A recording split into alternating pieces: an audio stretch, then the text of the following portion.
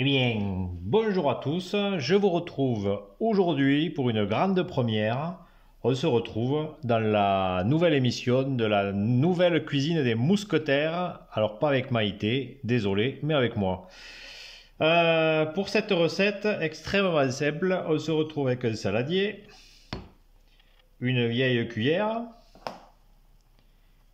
et un petit pot avec de l'eau. Vous voyez, extrêmement simple.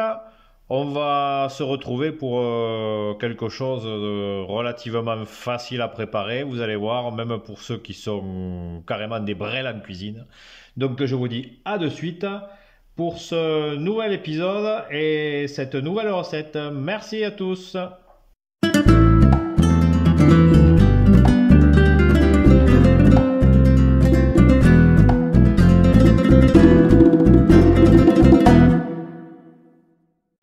Bon, comme vous l'avez entendu, nous a présenté, pour présenter ce nouvel épisode, c'était le fils de Maïté. Bon, je pense qu'il fera pas recette ni à la télévision ni dans la cuisine. Aujourd'hui, non, plus sérieusement, on va s'occuper du décor. Alors vous allez me dire qu'est-ce que je fiche avec ça.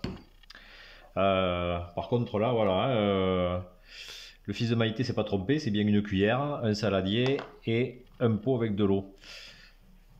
Bon, je vais faire relativement simple, hein. Je vais vous présenter ce qui va constituer le décor. Voilà, c'est du papier mâché. Je l'ai découvert lorsque j'ai fait mon réseau, lorsque j'ai attaqué mon réseau de Benny Carlo. C'est vraiment très très pratique. Je m'en sers maintenant pour façonner tous les reliefs, y compris les reliefs rocheux. Honnêtement, voilà. Bon là, ce sera pas un relief rocheux, je pense pas, hein. Non, mais je suis très très satisfait du résultat.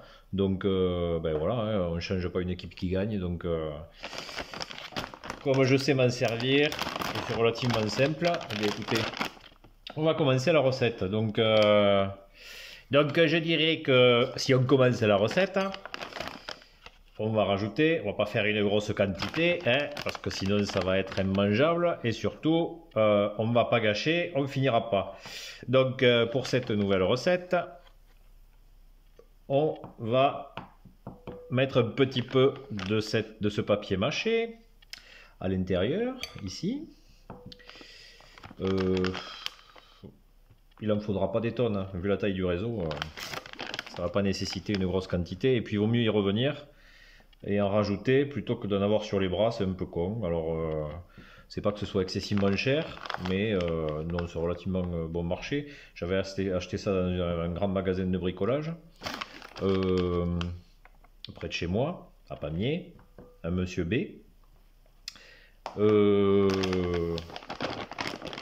Ça, c'est relativement intéressant parce que c'est donc bon marché, ça se garde très longtemps.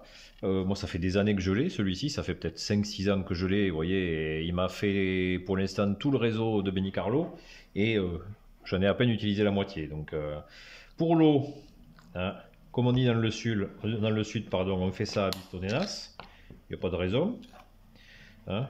Il y a une notice, mais en tant que bon sudiste qui se respecte, ou bon français tout court qui se respecte, pourquoi respecter la notice et pourquoi lire quand tout simplement on peut faire ça à peu près, hein.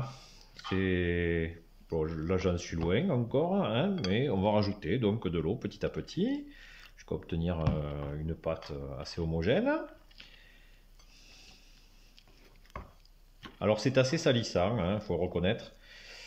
C'est quand même assez salissant, mais bon, là on est pas mal déjà, donc on va peut-être pas en rajouter des grosses quantités d'eau, puisque là on commence à avoir une structure qui devient intéressante. Voilà, bon, c'est relativement rapide. Ouais, là on est pas mal du tout,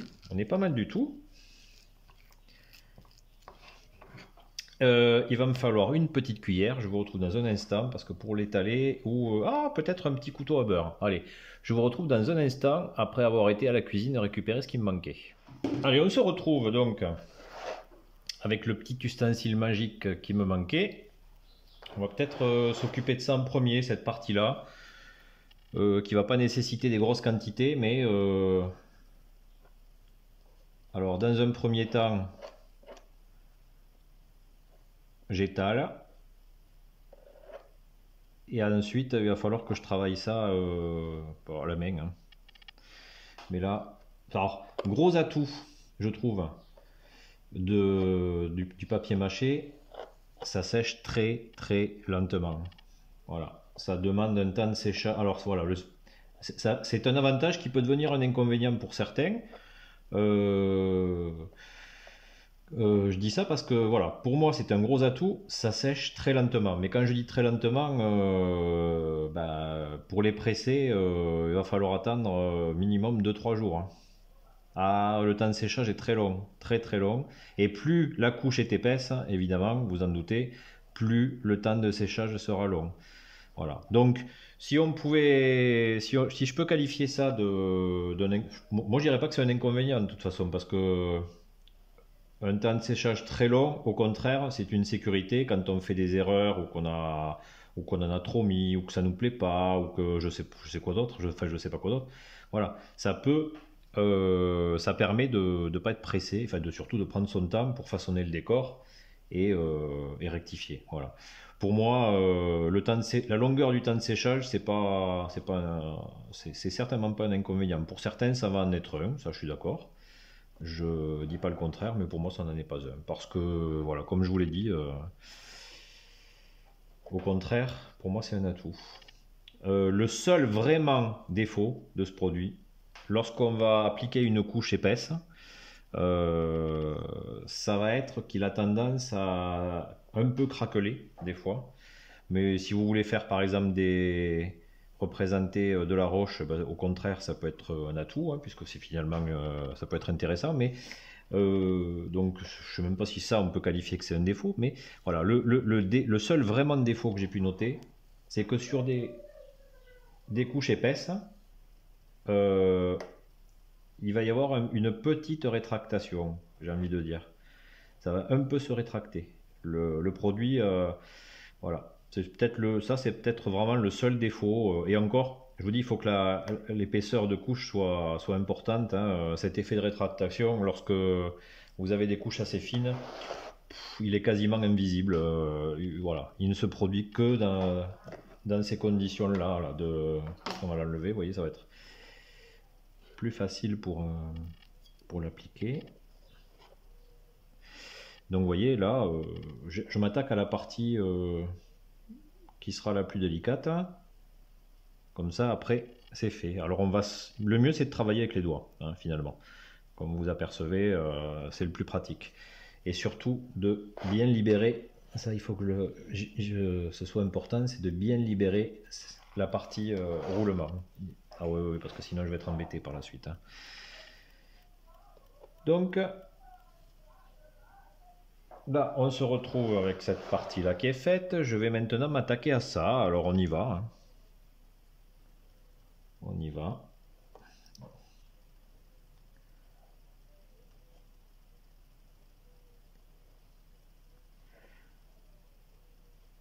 Voilà.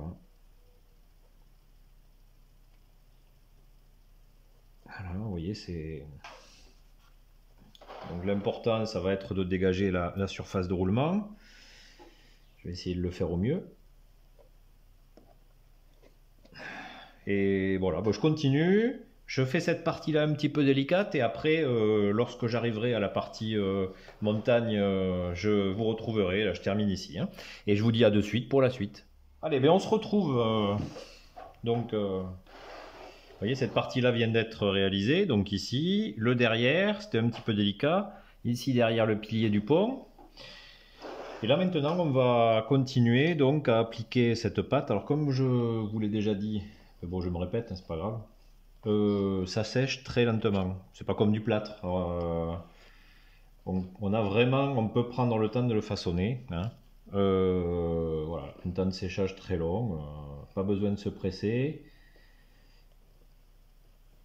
Et autre atout aussi, je vous l'avais pas dit. Bon, j'avais fait une vidéo tutoriel quelque part, enfin si on peut appeler ça comme ça, hein. Une sorte de vidéo tutoriel de mon réseau de Benicarlo où je parlais là aussi où je montrais comment j'appliquais ce papier mâché. Je trouve que c'est assez voilà, léger, c'est très léger. Et alors sur un réseau de cette taille, bon, la légèreté c'est pas primordial, hein, ça va pas peser des centaines de kilos. Sur un gros réseau, bah écoutez, tout poids gagné, c'est pas négligeable. Donc, vous voyez, il faut pas être précis, hein. Euh, Après, bah, vous pouvez lisser avec, avec votre doigt hein, aussi. Voilà. Euh, alors là, je vais pas forcément avoir besoin d'appliquer des grosses épaisseurs en plus, donc j'en ai pas besoin d'une grosse quantité. C'est vrai que si vous appliquez des épaisseurs si vous allez des fois, là ça m'est arrivé sur mon réseau d'aller jusqu'à un bon centimètre, ça va se craqueler et surtout, bah, forcément, le temps de séchage sera encore plus long. Mais bon, écoutez, voilà, c'est pas incroyable non plus, il faut être patient. Vous savez que le modélisme ferroviaire, une des qualités du modéliste ferroviaire, c'est la patience. Alors, pour ceux qui n'en ont pas, ben j'étais pas spécialement patient pendant très longtemps, ça vous apprend à le devenir. Croyez-moi, une bonne école de patience. Je vais peut-être essayer de basculer ça comme ça devrait être plus facile. Ouais, ça sera peut-être plus facile à traiter. Finalement, j'aurais dû le faire avant. Bon, voilà. Bon, je l'applique partout où je peux l'appliquer. Et après, on rectifiera. Hein. De toute façon, pas... voilà. Donc, vous voyez, le principe est là. Hein. Il ne faut pas avoir peur de se salir les mains. Bon, après, quand vous nettoyez à l'eau, ça part très bien. Hein. Donc, vous n'allez pas vous retrouver avec ce genre de choses ad vitam aeternam sur vos doigts. Donc, ce que je fais, c'est que, bah, écoutez, je termine. Et après, on se retrouve pour une petite conclusion dans pas très longtemps. Pour vous, dans quelques secondes. À de suite. Bon, mais me revoilà pour la conclusion de cette partie-là qui commence à rendre on va dire, à donner un aspect un peu plus définitif au réseau. Alors, j'ai eu le compas dans l'œil, hein, puisque il me reste pas grand-chose. J'ai quasiment tout utilisé. Et du coup, je vais essayer de vous montrer. Alors, voilà, hein, c'est tout frais, ça va sécher très lentement, mais voilà ce que ça donne. On a cette partie-là ici, qui est cette partie, ainsi qu'ici. Vous voyez les parties un petit peu où j'ai très peu de place. Eh ben, elles sont celles-ci, il faut que j'y fasse attention. Donc, ça a été fait en premier, c'est assez délicat. Ici, après le décor, il y a cette partie ici. Oh, il va peut-être falloir ici que, je sais pas si vous le voyez là, que sur le côté, j'en rajoute un petit peu peut-être. Je pense que ça, je vais le faire. Mais enfin, il y a cette partie-là ici qui est sous le pont, qui va donner, je pense, un aspect intéressant. La maison troglodyte, je trouve qu'elle rend pas mal. Hein. Une fois le décor fait, ça devrait être plutôt sympa. Donc vous voyez, j'ai lissé un petit peu dessus, un petit peu au fond.